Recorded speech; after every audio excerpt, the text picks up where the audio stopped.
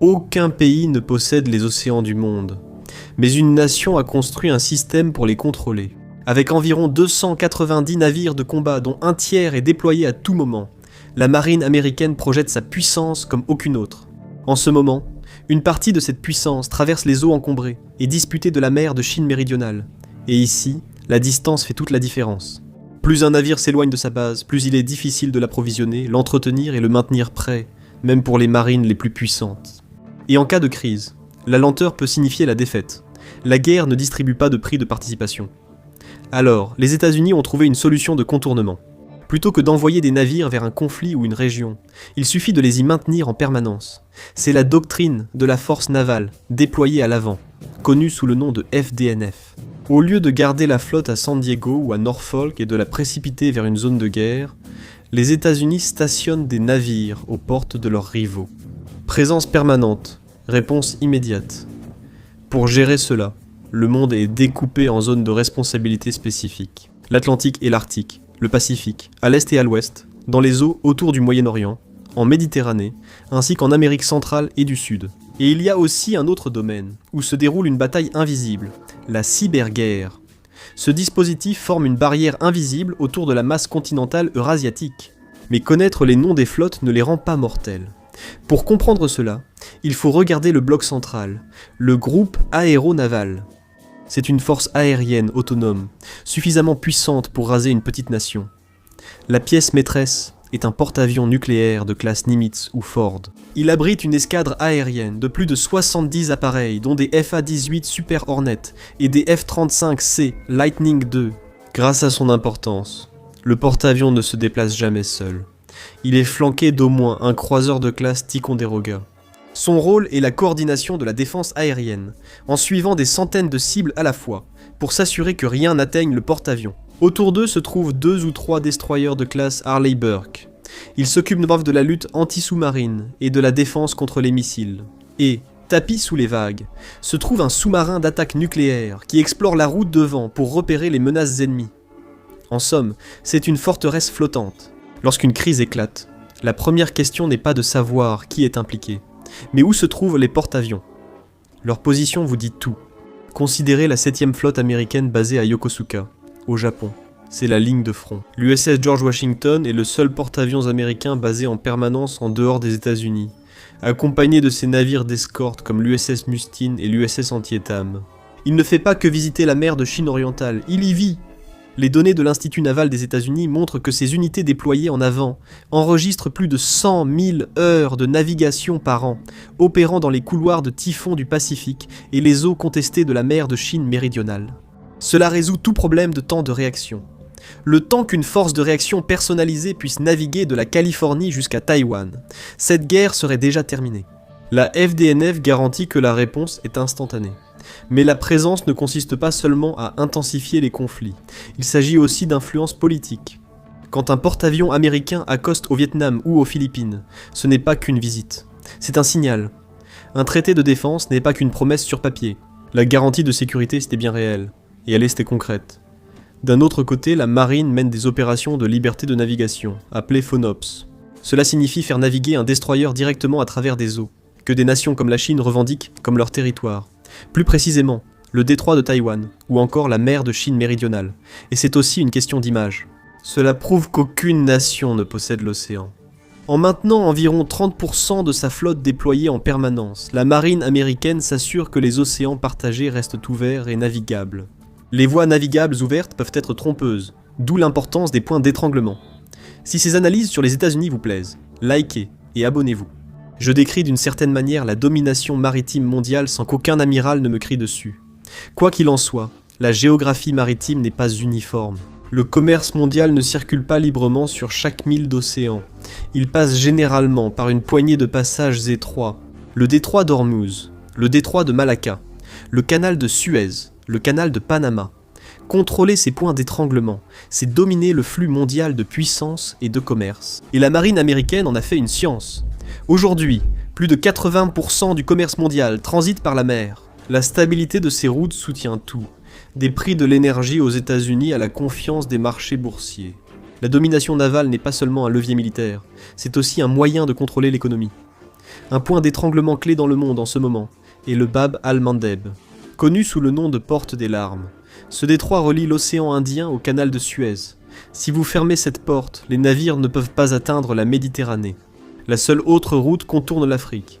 Depuis des années, les rebelles Houthis au Yémen ciblent ce corridor vital avec des missiles balistiques anti-navires et des drones. En réponse, les États-Unis ont lancé l'opération Gardien de la Prospérité, très américain. Des destroyers comme l'USS Laboon et l'USS Mason se sont positionnés entre les drones et les porte-conteneurs vulnérables. Cela souligne la différence de puissance navale. Les Houthis déploient des drones coûtant environ 20 000 $, tandis que la marine les abat avec des missiles SM-2 qui coûtent 2 millions de dollars chacun. Ce n'est pas un taux de change idéal, et c'est un peu le pire scénario pour un point d'étranglement. Cela oblige la marine à adopter une position défensive dans un espace confiné. En 2017, l'USS John S. McCain est entré en collision avec un navire marchand près du détroit de Malacca, simplement parce que les eaux étaient trop encombrées pour naviguer en toute sécurité. Mais si vous pouvez garantir un passage sûr à travers ces 5 points géographiques, vous stabilisez les marchés mondiaux. Et si vous refusez le passage, vous pouvez paralyser un pays. Mais stationner un navire au milieu de l'océan pose ses propres problèmes. Il y a un dicton dans certains cercles militaires. Les amateurs discutent stratégie, les professionnels logistique. C'est une leçon clé. Aucune nation sur Terre ne peut égaler la capacité des États-Unis à approvisionner, ravitailler et armer une flotte, peu importe où elle se trouve. Cette capacité logistique soutient les navires de guerre et assure la crédibilité de la protection américaine du commerce mondial. Lors d'opérations aériennes à un rythme soutenu, une escadrille peut consommer jusqu'à 400 000 gallons de carburant pour avion par jour. L'équipage de 5000 marins consomme des tonnes de nourriture. Les réserves de munitions doivent être réapprovisionnées avec des milliers de kilos de munitions de précision. Si un porte-avions doit retourner au port pour se réapprovisionner, il cesse d'être une arme. Cela laisse une brèche dangereuse dans la ligne, et à ce moment-là, ce n'est plus qu'une place de parking très coûteuse. La marine américaine résout ce problème grâce au ravitaillement en mer, appelé ONREP. Un navire de ravitaillement s'aligne à côté du porte-avions, les deux avançant à 12 à 15 nœuds, et séparés de seulement 50 mètres. Au milieu de l'océan, souvent par gros temps, ils tirent des lances-amarres vers l'autre navire, installent des câbles de tension et transfèrent des tuyaux de carburant, ainsi que des palettes de munitions. Ils font cela de nuit, en silence radio. C'est ce qui permet à la marine américaine de transformer un groupe aéronaval en menace permanente. En 2020, l'USS Dwight D. Eisenhower a passé 206 jours consécutifs en mer pendant 7 mois. Il est resté pleinement opérationnel au combat parce que la chaîne logistique venait à lui. Aucune autre marine ne peut faire cela à cette échelle. Alors que l'Union soviétique a construit une marine pour défendre ses côtes, les États-Unis ont construit une marine pour le contrôle des mers, et cela nécessite de l'endurance. Mais c'est aussi son point faible. Aujourd'hui, la flotte logistique de la marine américaine n'est plus que l'ombre de sa splendeur passée. L'âge moyen de la force de réserve opérationnelle dépasse 45 ans. En cas de conflit avec la Chine, ces ravitailleurs non armés seraient les cibles principales. La Chine n'a pas à couler un porte-avions, seulement les ravitailleurs. La chaîne logistique est le point faible du géant américain. Les planificateurs navals cherchent à la renforcer, mais on ne peut pas créer une flotte de soutien rapidement. C'est une course contre la montre, et ils espèrent pouvoir la gagner. Mais il ne s'agit pas seulement de rester en mer indéfiniment. À l'époque de la voile, une vigie dans la hune pouvait voir peut-être jusqu'à 20 km par temps clair. Aujourd'hui, les flottes voient bien au-delà de l'horizon. Les avions balayent le ciel, les navires surveillent les vagues, les satellites scrutent les océans. Chaque plateforme alimente une image partagée, permettant aux commandants de suivre les mouvements, de repérer les menaces et de réagir avant que le danger ne les atteigne. Un missile pourrait apparaître à l'horizon, invisible pour le navire en dessous. Pourtant, la flotte sait déjà qu'il arrive. Des capteurs dans les airs, en mer et même dans l'espace transmettent les données au bon endroit au bon moment. Les navires agissent ensemble comme s'ils étaient reliés par un seul esprit. Le résultat n'est pas seulement la défense, c'est la conscience de la situation. La flotte peut agir plus tôt, frapper plus loin et contrôler l'espace autour d'elle sans jamais s'exposer. Mais le jeu continue d'évoluer. Les missiles hypersoniques peuvent atteindre Mach 5, soit plus de 6100 km à l'heure. Cela réduit le temps de réaction de plusieurs minutes à quelques secondes, et cela signifie des solutions modernes. La marine met actuellement en œuvre le Project Overmatch, une initiative pilotée par l'IA pour automatiser le tri des cibles. Au lieu de compter sur la réaction humaine, le réseau décidera sur quoi tirer. Avec la surface, la logistique et les ondes couvertes. L'avantage le plus décisif des États-Unis n'est pas visible. Il se cache à des centaines de mètres sous la surface. C'est le seul domaine où les États-Unis conservent encore une nette avance. Si les porte-avions sont la démonstration de force, les sous-marins représentent la menace cachée. En cas de conflit majeur avec la Chine, les navires de surface sont vulnérables, suivis par satellite et ciblés par des missiles anti-porte-avions. Mais les profondeurs de l'océan restent le seul domaine où la furtivité règne toujours. La force sous-marine de la marine américaine est unique au monde, pour une raison technique bien précise. Elle est entièrement nucléaire. La plupart des pays, dont la Russie et la Chine, disposent de flottes mixtes avec quelques sous-marins nucléaires et de nombreux diesels électriques. Un sous-marin diesel est silencieux, mais il a une faiblesse. Il doit faire surface pour recharger ses batteries. Un sous-marin d'attaque rapide de classe Virginia américain peut parcourir des milliers de kilomètres à grande vitesse sans faire surface. Il est presque entièrement autonome. Il produit son propre oxygène en électrolysant l'eau de mer. Il distille sa propre eau potable. La seule limite est la quantité de nourriture qu'ils peuvent emporter. En général, cela représente environ 90 jours d'invisibilité totale.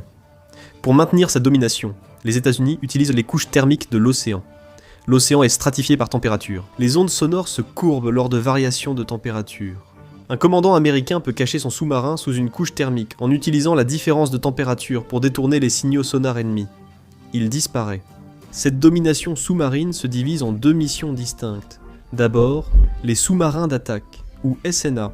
Ce sont les sous-marins de classe Los Angeles, Seawolf et Virginia. Ils traquent les sous-marins ennemis et les coulent avant qu'ils ne puissent menacer les porte-avions.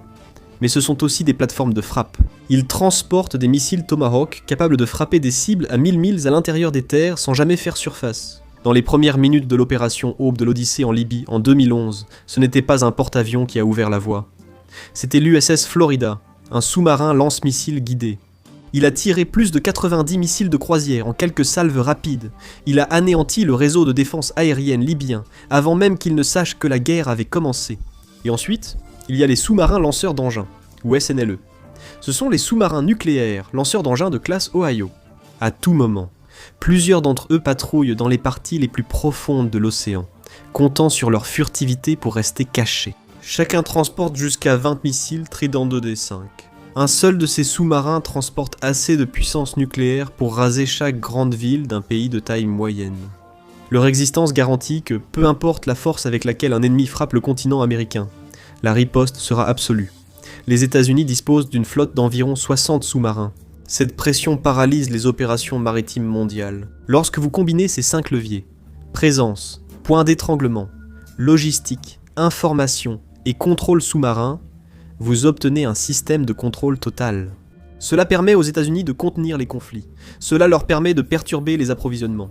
Cela leur permet d'influencer l'issue avant même que le premier coup de feu ne soit tiré. Pensez à l'époque de la guerre froide. La marine américaine maintenait une forte présence dans les océans Atlantique et Pacifique.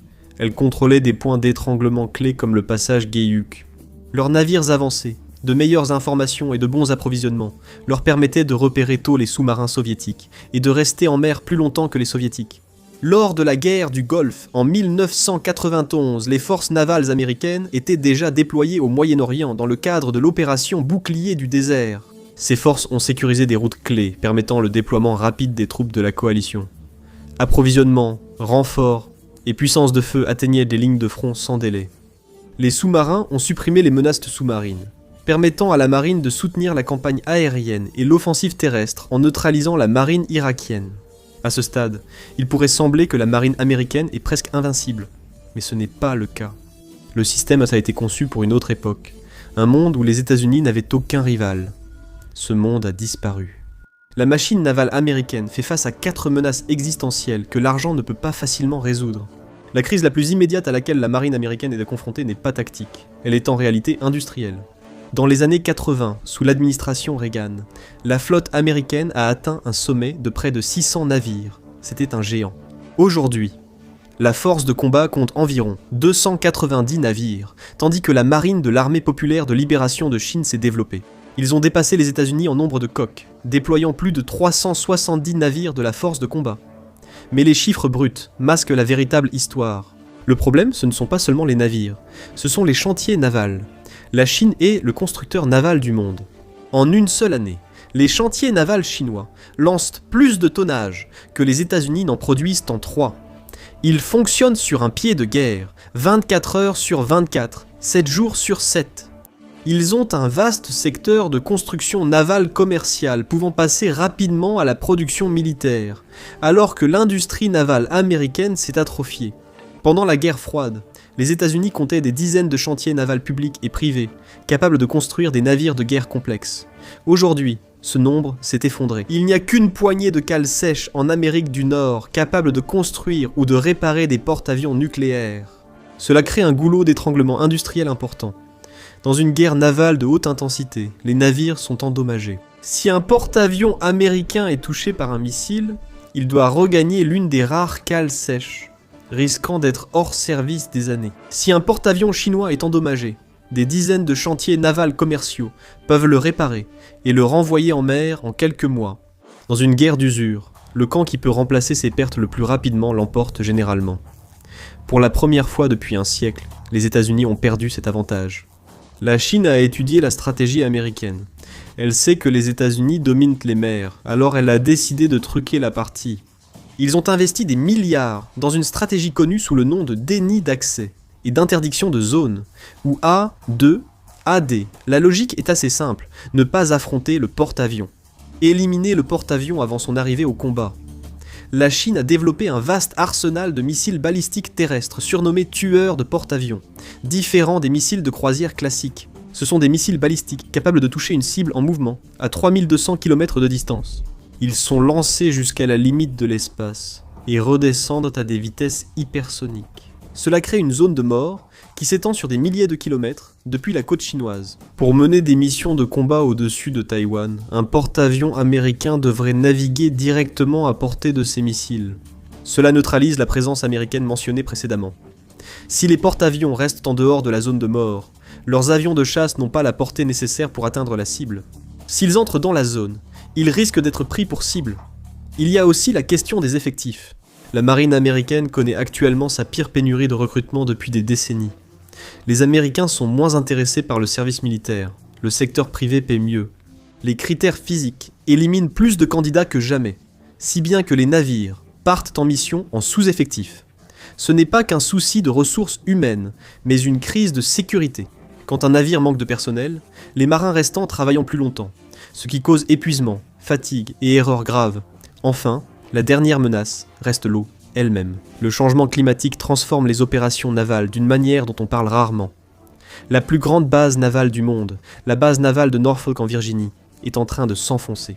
La montée des eaux et l'affaissement provoquaient des inondations fréquentes à la base. Selon les estimations, le retard accumulé dans les réparations des infrastructures endommagées dépasse 1,8 milliard. La marine dépense de l'argent pour surélever les quais et renforcer les réseaux électriques, de l'argent qui devrait être consacré aux missiles et aux navires. Dans le Pacifique, les typhons deviennent de plus en plus intenses. Cela perturbe la logistique. On ne peut pas ravitailler et faire le plein pendant une tempête de catégorie 5. Parallèlement, la chaîne d'approvisionnement des armes elle-même est vulnérable. Les radars et missiles américains les plus avancés dépendent de microprocesseurs haut de gamme. La grande majorité de ces puces sont fabriquées à Taïwan. C'est l'ironie ultime. La marine américaine a besoin de puces pour défendre Taïwan. Mais elle a besoin de Taïwan pour obtenir ces puces. Lors de jeux de guerre menés par Rand en 2023, les simulations ont montré que si la Chine imposait un blocus à Taïwan, la base industrielle de défense américaine manquerait de composants essentiels en quelques semaines. Cela crée un dilemme du type « utiliser ou perdre », et les amiraux le savent. Conscient de ses vulnérabilités, la marine subit sa transformation la plus radicale depuis l'invention du porte-avions. Cela s'appelle les opérations maritimes distribuées, ou DMO.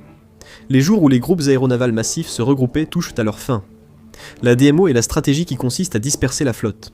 Au lieu de présenter une grande cible unique, la marine veut en présenter 1000 petites. Un destroyer va ici, une frégate va là-bas. Une unité de Marines déploie une batterie de missiles mobiles sur un îlot aux Philippines. En se dispersant, ils obligent l'ennemi à gaspiller des millions de dollars en moyens de surveillance pour tenter de les localiser. Ils diluent la puissance de feu de l'ennemi. Mais pour que cela fonctionne, la marine a besoin de masse. Ainsi, le département de la Défense a lancé l'initiative Réplicateur, un programme visant à développer et déployer un certain nombre de plateformes autonomes sur terre, en mer et dans les airs. Imaginez un avenir où des navires de surface sans équipage ou USV étendent la portée et la présence de la marine américaine. Certains USV sont en cours de développement avec des capteurs avancés qui pourraient contribuer à la détection des sous-marins, et de futures classes plus grandes transporteront des charges de missiles. Cela modifie la courbe des coûts. Maintenant, si la Chine tire un missile à 2 millions de dollars sur un porte-avions à 13 milliards de dollars, la Chine gagne l'échange économique. Si la Chine tire un missile à 2 millions de dollars sur un drone naval du même prix, c'est juste une question de matériel. Sous les vagues, la marine développe l'Orca X-Luve, ou véhicule sous-marin sans pilote extra large. C'est un drone sous-marin qui peut poser de façon autonome des champs de mines dans les ports ennemis. Il peut rester sur le fond de l'océan pour écouter et attendre. C'est la réponse à la bulle A2, AD. On n'envoie pas un porte-avions dans la zone de mort, on envoie les drones. Mais les États-Unis réalisent qu'ils ne peuvent pas agir seuls. Ils misent encore plus sur leurs alliances pour créer une profondeur stratégique. Le pacte AUKUS entre l'Australie, le Royaume-Uni et les États-Unis est le plus grand bouleversement du pouvoir dans le Pacifique depuis des décennies. Les États-Unis partagent leur technologie de propulsion nucléaire avec l'Australie. L'objectif est de permettre à l'Australie de disposer de sa propre flotte de sous-marins d'attaque à propulsion nucléaire. Et c'est un cauchemar pour Pékin. Actuellement, les stratèges chinois n'ont à se préoccuper que des sous-marins américains, venant de Guam ou d'Hawaï.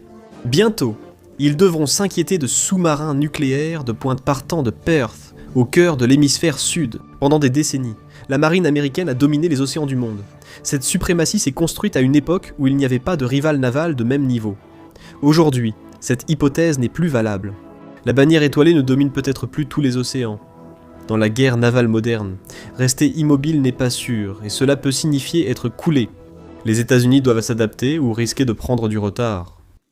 Merci de m'avoir rejoint aujourd'hui, j'espère que vous avez apprécié la vidéo, et si vous voulez voir plus de vidéos comme celle-ci, pensez à vous abonner et à activer les notifications, cela fait vraiment une différence. Merci encore, et je vous retrouve la prochaine fois sur MapPack.